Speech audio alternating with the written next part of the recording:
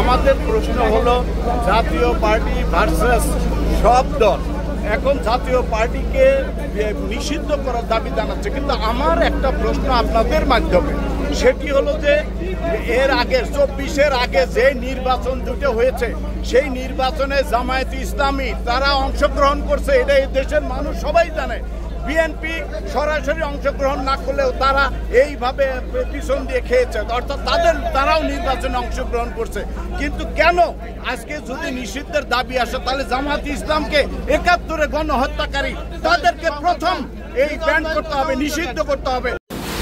দেখতে পাচ্ছেন জাতীয় পার্টির যেই কেন্দ্রীয় কার্যালয়টি রয়েছে সেই কেন্দ্রীয় কার্যালয়ের সামনে এই মুহূর্তে আমরা দেখতে পাচ্ছি যে পুলিশের যে জলকামানটি রয়েছে সেটির মাধ্যমে কিন্তু পানি দিয়ে ভিতরে যে আগুন ছিল সেটি কিন্তু নিবানোর চেষ্টা করছেন। আমরা দেখতে পাচ্ছি পুরো এই জাতীয় পার্টির যে কার্যালয় রয়েছে সেই কার্যালয়ের সামনে কিন্তু আমরা ব্যাপক পুলিশের উপস্থিতি লক্ষ্য করেছি। আমরা যদি একটু দেখানোর চেষ্টা করি যে আমরা এখানে দেখতে পাচ্ছি যে ধোঁয়ায় একেবারে একাকার হয়ে গিয়েছে এবং যেই পরিস্থিতি বলা চলে এই মুহূর্তে এখানে ব্যাপক পুলিশের উপস্থিতি এবং পুলিশের পক্ষ থেকে জলকামানের মাধ্যমে জাতীয় পার্টির ভিতরে যেই আগুন জ্বলছে সে আগুন নিবানোর জন্য কিন্তু কাজ করে যাচ্ছেন পুলিশের পক্ষ থেকে। সেই চিত্রে আমরা সরাসরি দেখানোর চেষ্টা করছি।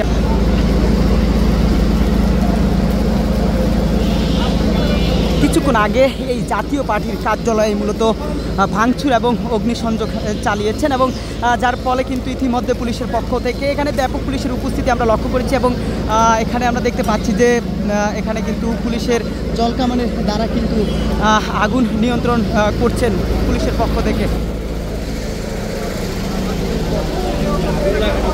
কেন আমাদের উপরে আমরা কি করছি, তারা কেন আসছে হামলা করে এই আগুন লাগাইলো?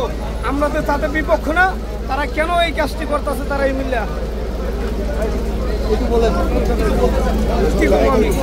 আসলে এটা তো মব সৃষ্টি করছে, কারণ হলো আপনারা জানেন সর্বদলীয় বৈঠক শুরু হয়ে গেছে। আজকে একটা অনুষ্ঠান করছে, একটা সভা করছে, সেই সভা থেকেই এই মিছিল শুরু হয়েছে। বিশেষ করে এই দিক দিয়ে যারা আসছে এটা গণ অধিকার পরিষদের লোকজন, ওই দিক দিয়ে আরেকটা মিছিল হয়তো অন্যদিকে চলে গেছে। এখন আমাদের প্রশ্ন হলো জাতীয় পার্টি ভার্সাস সব দল।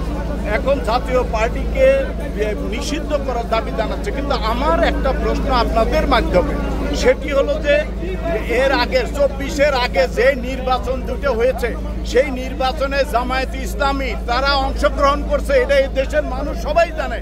বিএনপি সরাসরি অংশগ্রহণ না করলেও তারা এইভাবে পিছন দিয়ে খেয়েছে, অর্থাৎ তারাও নির্বাচনে অংশগ্রহণ করছে। কিন্তু কেন আজকে যদি নিষিদ্ধের দাবি আসে, তাহলে জামায়াতে ইসলামকে ৭১-এ গণহত্যাকারী তাদেরকে প্রথম এই ব্যান করতে হবে, নিষিদ্ধ করতে হবে, তারপরে নিষিদ্ধ করতে হবে অন্যান্য দলকে। তাহলে জাতীয় পার্টিকে যেভাবে ইয়ে করা হচ্ছে এটা অনুচিত, আমরা এটা প্রত্যাশা করি না।